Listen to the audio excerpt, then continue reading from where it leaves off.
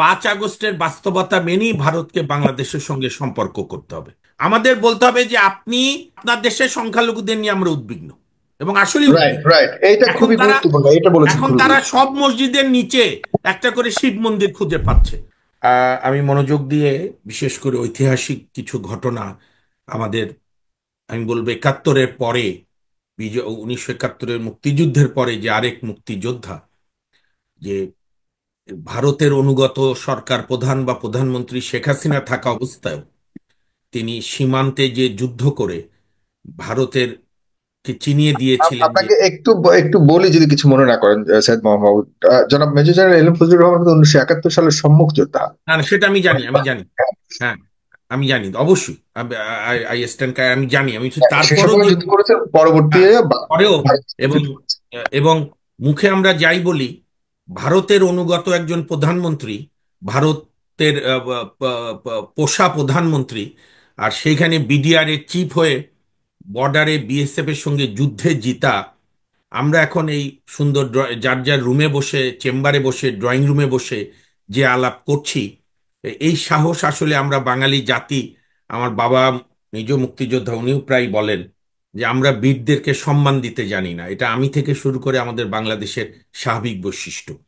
তো যে কারণে আলম ফজলুর রহমান স্যারকে আমরা আহ, রাষ্ট্র সম্মান দিতে পারিনি, কিন্তু জনগণের হৃদয় তিনি মনের মণিকোঠায় আছেন। এবং আমার অন্য দুই শ্রদ্ধেয় আলোচক, অত্যন্ত পণ্ডিত মানুষ দুইজনই, তাদেরকে শুভেচ্ছা। আমি যে কথাটা বলতে চাই, আমার সঙ্গে দ্বিমত করতেই পারেন, এটাই গণতন্ত্র। ভারতের চোখে চোখ রেখে এবং একটা, মানে এত বড় একটা মহা মহা পতনের পর শেখ হাসিনার, যে রাষ্ট্রটা বাংলাদেশে গত 15 বছর ধরে বাংলাদেশকে মনে করেছে তার অলিখিত আরেকটি অঙ্গরাষ্ট্র, 32তম হয়তোবা প্রদেশ, এবং তার প্রধানমন্ত্রী শেখ হাসিনা, সেইখানে আমাকে যদি আপনি প্রশ্ন করেন যে এই সরকারের সবচেয়ে বড় সাফল্য কি নানা সীমাবদ্ধতা সত্ত্বেও, তাহলে আমি বলবো সাহসী চোখে চোখ রেখে আমাদের পররাষ্ট্রনীতি। এবং আমি আমার অগ্রজ ও আমার বীর জেনারেল ফজলুর রহমান সাহেবের সঙ্গে একমত। 3রা ডিসেম্বর যে ছবি ভারতের এস্টাবলিশমেন্ট দেখেছে, আমরা দেখেছি, ধরেন কমিউনিস্ট পার্টির মুজাহিদ ইসলাম সেলিম সাহেব থেকে শুরু করে শ্রমিক নেত্রী মোশারেফা মিশু, ওইদিকে মাওলানা মামনুল হক থেকে শুরু করে খিলাফত আন্দোলনের নেতা, মাঝখানে বিএনপি, গণতন্ত্র মঞ্চ, জামাত, ডানপন্থী, দক্ষিণপন্থী, মধ্যবাম, প্রচণ্ড বাম, উদার, এবং আপনার চরম উত্তর, চরম দক্ষিণ, এই শক্তিটা যেভাবে ডক্টর মোহাম্মদ ইউনূস সংহত করেছেন, কিছু কিছু সময় আসে না যে ছবি কথা বলে।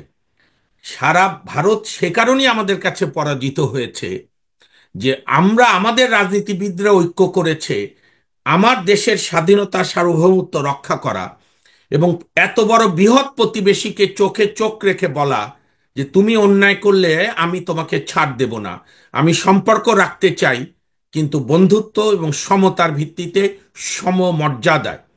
আর ওরা 6ই আগস্টে একটা সর্বদলীয় বৈঠক করেছে ভারতের সাউথ প্লাজায়, পররাষ্ট্রমন্ত্রীর সভাকক্ষে, ভারতের সকল রাজনৈতিক দল মিলে সেই সভা করেছে। 6ই আগস্ট এই বছর করেছিল একজন পতিত, পলায়নকৃত, ফ্যাসিস্ট, গণহত্যাকারী, মাত্র 1.5 মাসে 2,000কে হত্যাকারী, 25,000-এর বেশি আহত আহত করা নৃশংস দানবিক একজন পতিত স্বৈরাচারকে আশ্রয় দেওয়ার জন্য তারা সর্বদলীয় বৈঠক করেছে। সেদিনই তো ভারত হেরে গেছে। আজকে আপনি দেখেন, এই যে শেখ হাসিনার যে আরেক বন্ধু, দেখতেও গায়ের রঙও একই রকম মনে হয়, এই যে সিরিয়ার আসাদ পালালো, আপনি রাশিয়ার কোনো উচ্ছ্বাস দেখেছেন? তাদের কোনো বৈঠক দেখেছেন?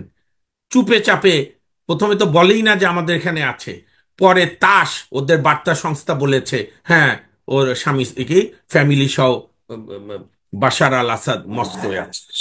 তো সুতরাং আজকে আপনি দেখেন, আমি একদম বিনয়ের সঙ্গে বলবো, কিন্তু দৃঢ়তার সঙ্গে, বাংলাদেশে কোন রাজনৈতিক সরকারের এই সাহস হতো না যে ভারতের বিরুদ্ধে লড়াই, মানে জনগণের ক্ষোভ, উত্তাল ভারতের এত বড় হুমকির পরও ভারতের বাংলাদেশের পররাষ্ট্রমন্ত্রী ভারতে না গিয়ে আমরা ডাকিও নি, ভারতের পররাষ্ট্র সচিব ছুটে এসছেন। কারণ ওদের যে প্রতিনিধি আছে সাগর ভাই, যে জয়সওয়াল, তার আমি প্রেস ব্রিফিং গত 5 দিন ফলো করেছি লাইভ ওদের টিভিতে। ওরাই প্রথম 7 তারিখে বলেছে it is very likely to, নাম কি, যে এখনকার যে ফরেন সেক্রেটারি কি মিস্ত্রি যেন, বিক্রম মিস্ত্রি, মিস্ত্রি। মিস্ত্রি, বিক্রম মিস্ত্রি। হ্যাঁ, এবং তারা এসে দেখা করেছে এবং সম্পর্ক ইজি করার জন্য। তো এইটাই তো আমাদের বড় সাফল্য। এটা আমাদের আরেকটি প্রমাণ করে যে আমরা নার্ভাস না হলেই হলো। এটা কি জানেন, এটা হচ্ছে নার্ভ গেম। এই যে আমার জেনারেল স্যার ভালো বলতে পারবে, আমরা যখন ছাত্র রাজনীতি করতাম অনেক সময় এক হল আরেক হলের মারামারি লাগলে আমরা নার্ভের খেলা ছিল যে কে কতটা দৃঢ়তার সঙ্গে দাঁড়াতে পারে। এবং আজকের আধুনিক বিশ্বের যুদ্ধ তো গিয়ে জায়গা দখল করে হয় না। বাংলাদেশকে তো 15.5 বছর শেখ হাসিনা দখলই করে রেখেছিল। 15.5 না, 17.5, অর্থাৎ 111-এর গভর্নমেন্ট থেকে শুরু করে। কারণ আমাদের আর এক সাবেক আর্মি চিফ তো আহ, প্রণব মুখার্জির কাছে গিয়ে নিজের চাকরি ভিক্ষা করেছে যে শেখ হুম, হাসিনাকে আমরা আনার ব্যবস্থা করছি, আপনি ওনাকে বলবেন আমার জন্য বিচার না করে। এবং তাই করেনি শেখ হাসিনা। প্রণব কাকুর কাছে তার ওয়াদা রেখেছে। এটা তো প্রণব মুখার্জি তার ডেজ অফ কোয়ালিশন বইতে লিখে গেছে। হুম, তো সুতরাং এটা শুধু বিজেপিকে দোষ দিলে হবে না তো। সুজাতা সিং এসেছিল যখন সোনিয়া গান্ধীর নেতৃত্বে, মনমোহন প্রধানমন্ত্রী, ইউনাইটেড প্রোগ্রেসিভ অ্যালায়েন্স, ইউপিএ 2, যার মধ্যে আপনার এই যে মমতা সহ কংগ্রেস সহ আজকের সমস্ত ভারতের মোদি বিরোধী ইন্ডিয়া জোটের সব দলই তখন ক্ষমতায় ছিল। এবং সুজাতা সিং এসে এরশাদকে শুধু ধমক দেওয়া না, সাংবাদিকদের কাছে রাগঢাক করেনি। তো হুম, সেইখানে আমাদের আমার ডক্টর মঞ্জুর ভাই যেটা বলেছেন ঠিকই আছে। এই ওগুলো করতে পারলে তো আরো বোনাস হতো। কিংবা হুম, ধরেন আনুর ভাষায় পিলারে এল একটা দিলে হয়, আরেক দুইটা এল দিলে মজবুত হয়। কিন্তু যতটুকু আমরা সাহস দেখিয়েছি, হুম, যতটুকু না যথেষ্ট। এবং ভারত তো বুঝতে পেরেছে যে এই বাংলাদেশ আগের না। এবং গতকাল আমাদের পররাষ্ট্র উপদেষ্টা যে কথাটা বলেছে খুবই তাৎপর্যপূর্ণ। The message is loud and clear. উনি বলেছেন 5 আগস্টের বাস্তবতা মেনেই ভারতকে বাংলাদেশের সঙ্গে সম্পর্ক করতে হবে। এবং আমাদেরও সেটাই বটম লাইন। জি, যে আপনার ভারতের তো আর কোনো বন্ধু নাই দক্ষিণ এশিয়ায়। হুম, কেন নাই? ধরেন যুক্তির খাতিরে মানলাম যে আমরা খুব নিকৃষ্ট মানুষ, তাহলে হুম, আপনার বন্ধু নেপাল আপনার বন্ধু না কেন? একই ধর্মের দেশ, ওখানে যেতে ভিসা পর্যন্ত লাগে না। আপনার হুম। মালদ্বীপে কেন প্রেসিডেন্ট প্রার্থী যেতে এই কথা বলে যে ইন্ডিয়া আউট? শ্রীলঙ্কা কেন আপনার গ্রিপে নাই? ইভেন ভুটান আপনার সুরে সুর মিলায় না। আর কেউ পাকিস্তান তো নেই, কেউ নেই, কেউ নেই, চারপাশে কেউ নেই। এখন বাংলাদেশের সরে গেল, আর কেউ নেই চারপাশে। কেউ নেই কারণ, চায়নাও নাই, হ্যাঁ, পাকিস্তান। কারণ ভারতের পররাষ্ট্রনীতির এত বড়, মানে আপনার এত বড় দেউলিয়াপনা হুম। আপনি দেখেছেন। আমি একটা বলি, আপনি ইরান এবং রাশিয়ার রাশিয়ার আপনার ম্যাগনামিনিটি দেখেছেন, তাদের প্র্যাগমেটিক্স দেখেছেন। দা মোমেন্ট হয়ে আলেপ্পো গেছে শহর। উল্টো, হয়ে গেছে উল্টো, বরং হ্যাঁ, হ্যাঁ, ভারত বাংলাদেশকে হাতে রাখবার জন্য বাংলাদেশকে অনেক কিছু দিয়ে সেদে হ্যাঁ, সেদে হ্যাঁ, এসে বাংলাদেশে হাত না, রাখা উচিত ছিল, না, কিন্তু ভারত বাংলাদেশ করেছে উল্টো। হ্যাঁ, না, যে কারণে ভারত সাগর ভাই, মাথায় উঠে গেছে। হ্যাঁ, হ্যাঁ। অসাধারণ। আমি শেষ করছি। না, আপনি দেখেছেন, এটাকে বলে স্বাধীন পররাষ্ট্রনীতি। দ্য মোমেন্ট আলেপ্পো শহর বাশার আল আসাদ দখল রাখতে পারিনি, ইরান এবং রাশিয়া ব্যাকআপ করেছে, বলেছে তোমার যুদ্ধ তুমি সামলাও। এবং আশ্রয় দিয়েছে সেটা আলাদা কথা। ভারত উচিত ছিল 6ই আগস্টেই এসে আমাদের প্রতিনিধি পাঠিয়ে নর্মাল করা, যে এই ঘৃণা বিদ্বেষ বাদ দেন, আমরা গভর্নমেন্ট টু গভর্নমেন্ট রিলেশন রাখবো। আর আমি 1 মিনিটে শেষ করি। জি। আমার জেনারেল স্যার যে ঐতিহাসিক কথাগুলো বলেছিল, আমি কয়েকটা বইতে পড়েছিলাম।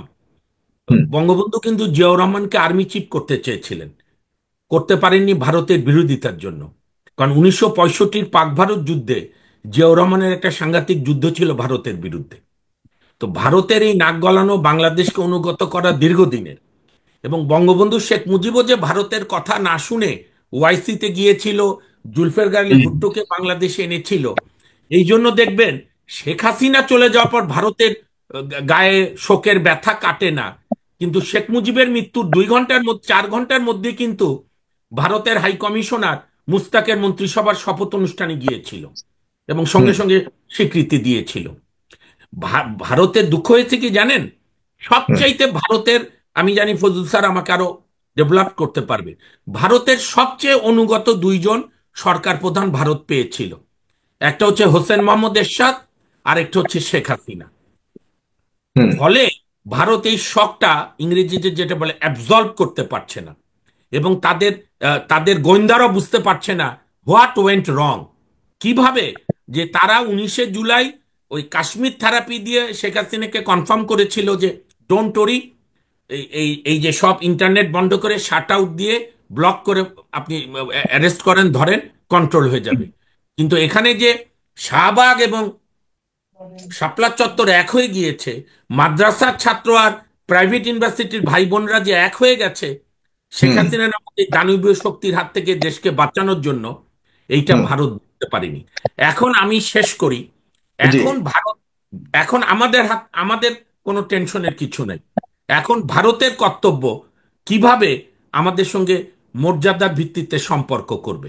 আপনি দেখেছেন ওইটা কলকাতার, আমি অনেকবার গিয়েছি বই কেনার জন্য, যেতে হয় আমার, তো যেহেতু কমন ল সিস্টেম, তো আপনার Zakaria street, Marquis street, new মার্কেটের দোকানদার স্টেট বলেছে 80% ব্যবসা তাদের নাই, due to absence of Bangladeshi tourist.